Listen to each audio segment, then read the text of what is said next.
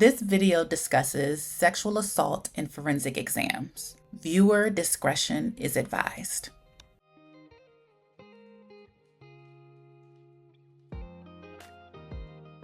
Hi, I'm Alana, and I've been a forensic nurse for over 2 years, and I'm going to be sharing my thoughts on the Pitt's depiction of a medical forensic exam.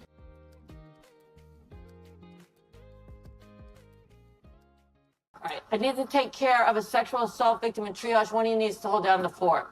We can call for a same. On a holiday? It'll be ours. We're not going to make this patient wait. For DCFNE, we always have a forensic nurse on call 24 hours, 365 or 366, depending on the year, days. They activate us through a call center where they call and they request the forensic nurse to come in and speak with the patient about the services and allow the patient to decide if they want to move forward with a medical forensic exam.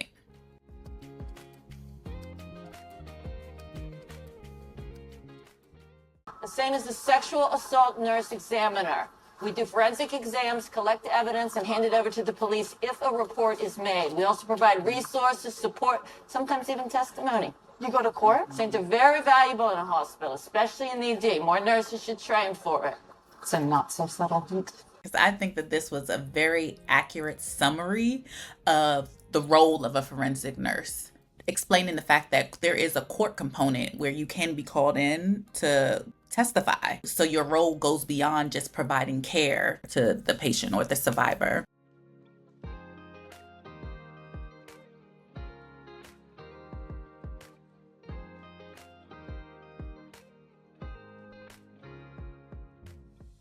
You're in a safe place now. I'm the charge nurse in the ED and a sexual assault nurse examiner. This is Emma. I'll be assisting. And I'm Dr. Al-Hashimi. I'll be checking you for any injuries that need immediate attention. An advocate from Pittsburgh Action Against Rape has been called and they should arrive soon. I just want to highlight the fact that a forensic medical exam needs to be done by a forensic nurse who has been trained to complete the exam. Anything that I see this other nurse involving touching the kid or any type of evidence collection is incorrect because she is not trained.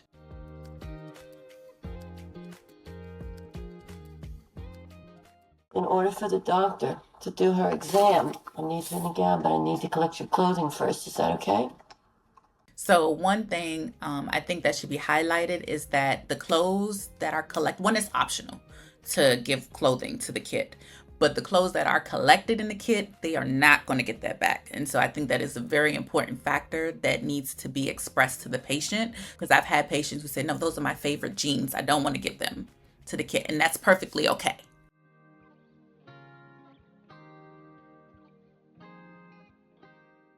Now take off your shoes first.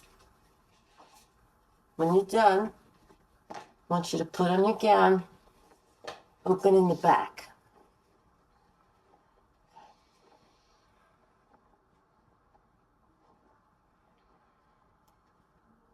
I know we typically do not stay in the room with the patient while they undress, just to give them that privacy, because this can be, yes, vulnerable to just stand there after you've experienced this trauma to now be standing in front of someone. It's a way of giving patients the strength and giving them the privacy to feel respected.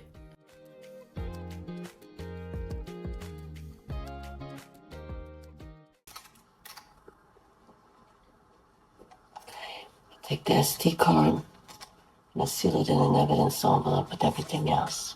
So yes, there is photography that's included in the forensic exam. I saw that she did have her ruler there to measure the injury, because we do also do pictures with the measurement. However, at least at DCFNE, we have moved to the point where we're not using SD cards. They actually get uploaded into the patient's secured forensic chart.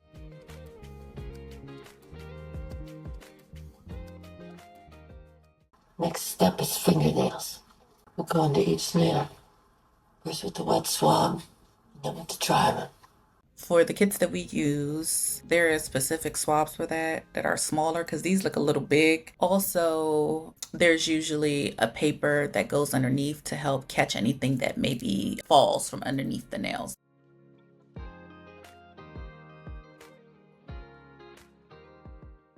It's the advocate from PAR. Okay. been doing this longer than I have. They provide resources, assistance, and support for sexual assault survivors. You don't have to talk to them, but I recommend you do. So I liked this depiction here because I feel like this was a moment where the nurse recognized the patient's apprehension and provided some reassurance there, let her know that, again, she doesn't have to speak with the advocate. However, it's a good idea to at least hear what they have to say and hear the resources from them and then decide.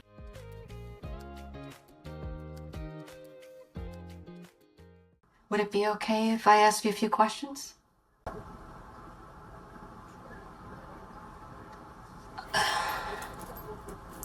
I do want to pause there because I also love that in that moment where it feels natural to provide the assurance through a touch, she recognized this is not a scenario where that is appropriate. This patient has just gone through a trauma that involved someone touching their body without their consent. So therefore, it's most important to gain consent with every contact that's made with their body.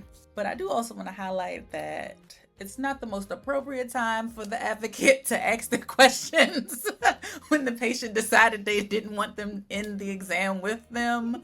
The appropriate thing would have been to say, after the exam is done, is it okay if I ask you some questions? It's just like, right now. Not reading the room. Yeah.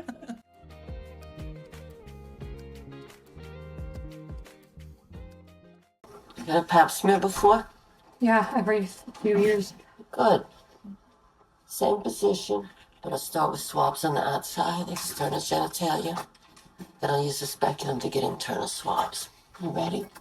I feel like the way she's presenting it to her is that she has to do these things, and everything in a forensic exam is optional. It is all based off of the patient's desires and what feels most comfortable for them. Some people find a speculum exam a little more invasive than what they would like, and it's perfectly okay to decline a speculum exam. We still are able to swab inside of the vagina without using a speculum. I also feel like we're kind of moving fast here. One of the things that I love about being a forensic nurse is the fact that you're able to work one-on-one with a patient, and so that allows you the time to be as considerate as possible. Like, she's being considerate. Like, I feel like the patient feels okay, but I feel like we could make the patient feel even better than what they're feeling right now.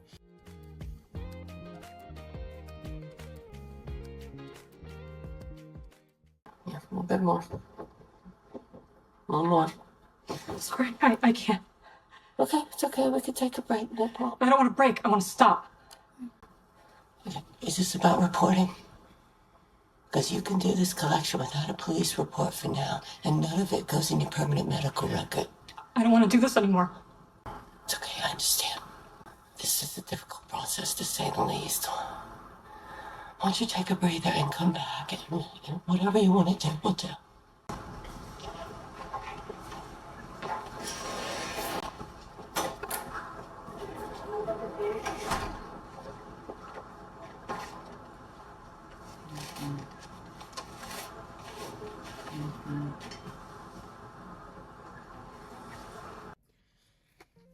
I know. That's one of the hardest parts about this role of the forensic nurse. You have to support the patient through any decision that they decide. I could feel for the nurse in that moment where you want to urge them to continue the exam. However, it's not our place to push a patient in any direction. We're just here to support them through one of the most vulnerable times of their lives. But I think, again, given that break is paramount, like when someone feels overwhelmed in the moment, but also knowing when to respect their stop. If it's a stop, it's a stop.